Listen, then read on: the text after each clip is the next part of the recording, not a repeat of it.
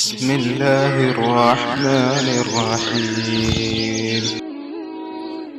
سلام جیل سے رہا ہو گئے تو بادشاہ نے حکم دیا کہ یوسف کو عزت کے ساتھ بلایا جائے، شاہی خدمت ان کے سپرد کروں گا۔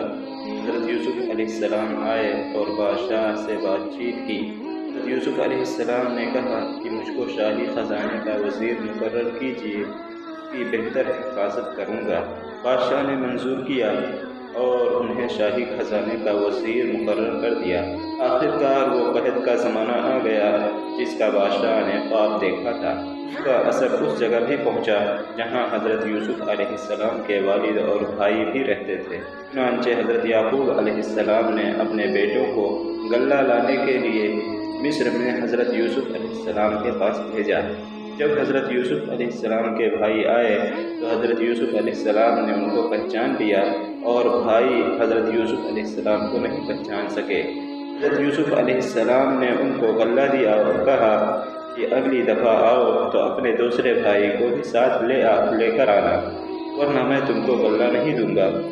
اور اپنے ملازمین سے کہہ دیا کہ جو قیمت انہوں نے غلہ کی دی ہے وہ بھی چپکے سے ان کے سامان میں رکھ دو تاکہ وہ پھر مصر آئیں۔ جب یہ لوگ اپنے شہر کنعان پہنچے تو اپنے باپ حضرت یعقوب علیہ السلام سے کہا کہ ابا جان، اب کہ ہمارے ساتھ بھائی کو بھیج دے ورنہ کو غلہ نہیں ملے گا اور ہم اس کی خوب حفاظت کریں گے۔ جب انہوں نے اپنا اسباب کھولا اور اس میں ساری رقم دیکھ کر بہت خوش ہوئے، پھر باپ سے کہا کہ دیکھیے، شاہ مصر نے ہماری رقم بھی واپس کر دی، اب ہمارے ساتھ بھائی کو ضرور کر دیں، ہم خوب حفاظت کریں گے اور ہم کو سامان بھی زیادہ ملے گا۔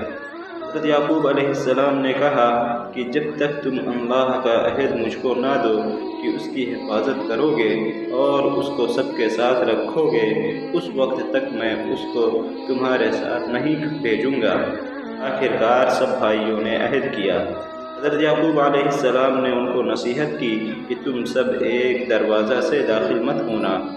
آخر جب یہ سب علیحدہ علیحدہ دروازوں سے داخل ہوئے تو حضرت یوسف علیہ السلام نے اپنے سگے بھائی بنیامین کو بتایا کہ میں تمہارا سگا بھائی ہوں اور میں تم کو اپنے پاس رکھوں گا۔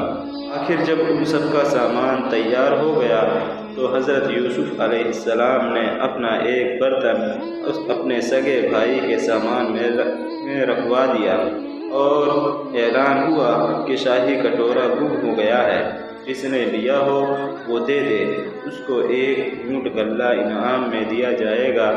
سب بھائیوں نے انکار کیا۔ بادشاہ کے آدمیوں نے کہا کہ جن کے سامان سے نکلے اس کو روک رکھیں، اس کی یہی سزا ہے، ہمارے ملک کا بھی یہی قانون ہے۔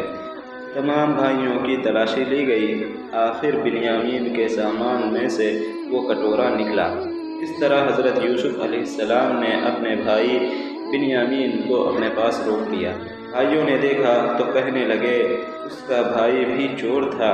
حضرت یوسف علیہ السلام نے سب کچھ سنا اور خاموش رہے تو سب بھائیوں نے مل کر حضرت یوسف علیہ السلام سے درخواست کی کہ اس کا باپ بہت بوڑھا ہے، اس پر رحم کھا کر اسے چھوڑ دیجیے اور اس کی جگہ ہم میں سے کسی کو پکڑ لیجیے۔ حضرت یوسف علیہ السلام نے فرمایا، اللہ کی پناہ، جو چور کو چھوڑ کر بے گناہ کو پکڑوں۔ جب میں لوگ بالکل مایوس ہو گئے تو سب نے مل کر مشورہ کیا کہ اب کیا کرنا چاہیے۔ سب سے بڑے نے کہا، تم نے اللہ کی قسم کھا کر اپنے باپ کو یقین دلایا تھا کہ اس کو ضرور واپس لاؤ گے۔ یوسف کے ساتھ ہم نے جو حرکتیں کی وہ تم سے چھپی نہیں، اس لیے میری تو ہمت نہیں کہ باپ کو منہ دکھاؤں، خود حاضر ہونے کی اجازت دیں یا اللہ کوئی دوسری صورت پیدا کر دیں تو اور بات ہے۔ لوگ جاؤ اور جو کچھ ہوا ہے ٹھیک ٹھیک اپنے باپ سے بیان کر دو۔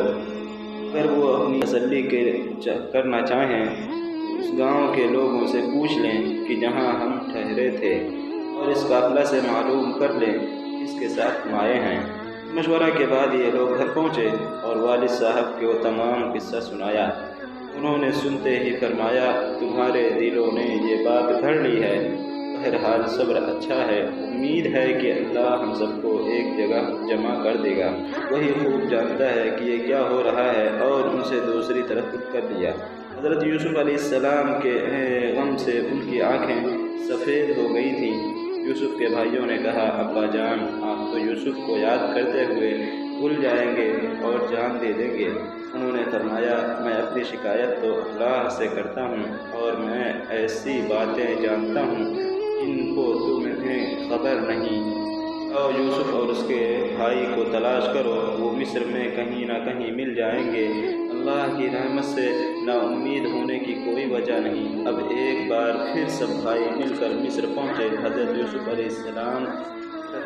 علیہ السلام سے گھر والوں کی بری حالت بیان کی اور کہا کہ ہم اپنے ساتھ بہت تھوڑا سامان لائے ہیں، مگر چاہتے ہیں کہ آپ پورا غلہ ہمیں دیں۔ حضرت یوسف علیہ السلام نے اپنے گھر کا حال سنا تو بےتاب ہو گئے، ان سے رہا نہ گیا اور انہوں نے اپنے بھائیوں سے کہا تم جانتے ہو کہ تم نے یوسف اور اس کے بھائی کے ساتھ کیا کیا؟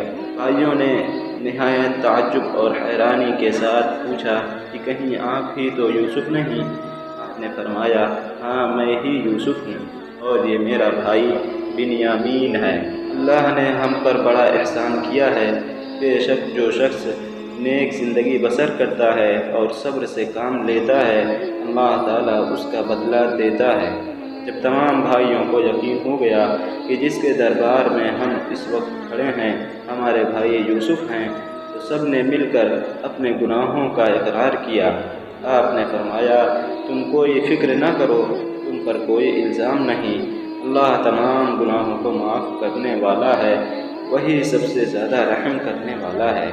جاؤ میرا کرتا میرے باپ کے چہرے پر ڈال دو، ان کی بینائی لوٹ آئے گی اور پھر سب کو یہاں لے آؤ۔ ادھر قافلہ مصر سے روانہ ہوا اور ادھر حضرت یعقوب علیہ السلام نے اپنے گھر والوں کو یہ خوشخبری دی کہ مجھے یوسف کی بو آ رہی ہے۔ انہوں نے سنا تو کہا کہ تمہارے سر پر ایک ہی خبط سوار ہے۔ آخر قافلہ آ گیا۔ حضرت یوسف علیہ السلام کا کرتا ان کے سامنے رکھ کر تمام حالات سنائے تو انہوں نے گھر والوں سے کہا دیکھو میں نے تم سے نہیں کہا تھا؟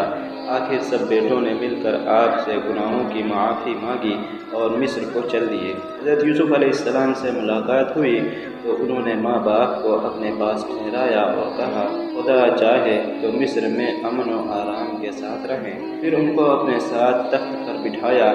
سب کے سب بھائی شاہی آداب بجا لائے۔